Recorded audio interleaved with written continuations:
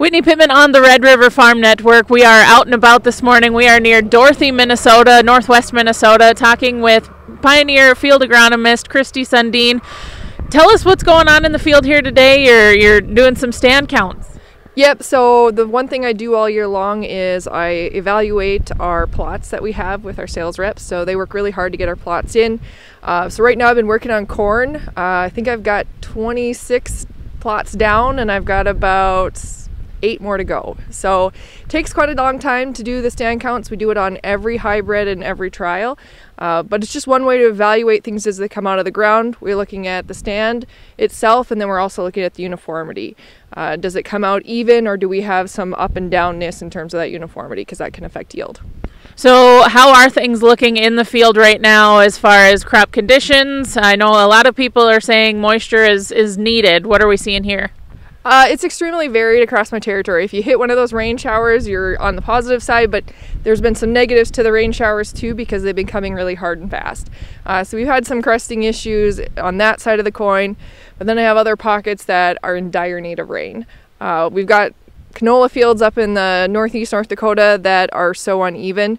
I've got 4 to 5 leaf canola in the same field as cotyledon canola, and I even have canola fields that are ungerminated for the most part.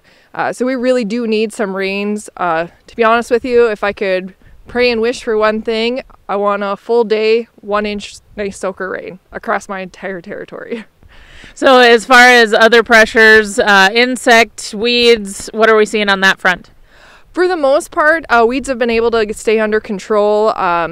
You know, especially as you get to those drier pockets, the guys are spraying a little bit on the early side because some of the pre's didn't fully activate. So we're doing some spraying there earlier than they would like to see, but for the most part we're keeping things under control. Insects, I have this bad feeling that we're going to have an insect year. I already got a call from a sales rep in northwest Minnesota that saw some diamondback moth larvae in canola, which that's extremely early for us to be seeing any of that. So that's a little bit concerning because they obviously came up on the winds from the south. So we'll just have to keep a watch out for what's happening in the field as we go forward, but I think insects are going to be a bigger issue this year. And let's talk this corn stand specifically. What are you seeing here? How does this look? How's it coming? This one is actually really even. Obviously there's variation between hybrids. I mean, we note that in our own, we have emergent scores, so we know that some are better than others for emerging. But for the most part, this is really good. Most of my plots have been really good. I have a couple that again, I have some ungerminated corn. It ended up in dry dirt and it hasn't germinated yet, so those stand counts are really low. It's just a challenge this year. I don't think we can find that happy medium. I think from the start, everyone thought all that snow was going to give us something, and to be honest, I don't think it gave us anything. I think it all ran off. And then we were wet, so guys were trying to dry things out to get planting because they felt they were behind, and I don't think that was the right thing to do. I think we ended up drying the dirt out too much, especially in that top inch. So some of the more shallow seeded crops are more affected than the deeper seeded. All right. Anything else that we should be keeping an eye on here before we let you go?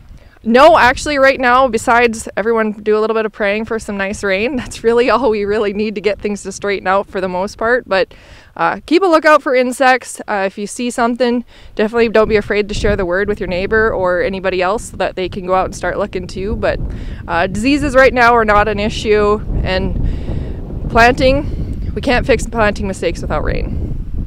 All right. Well, thank you so much for the update. Again, Kristie Sundeen joining us here on the Red River Farm Network for Pioneers Agronomy Update. This week we are in Dorothy, Minnesota.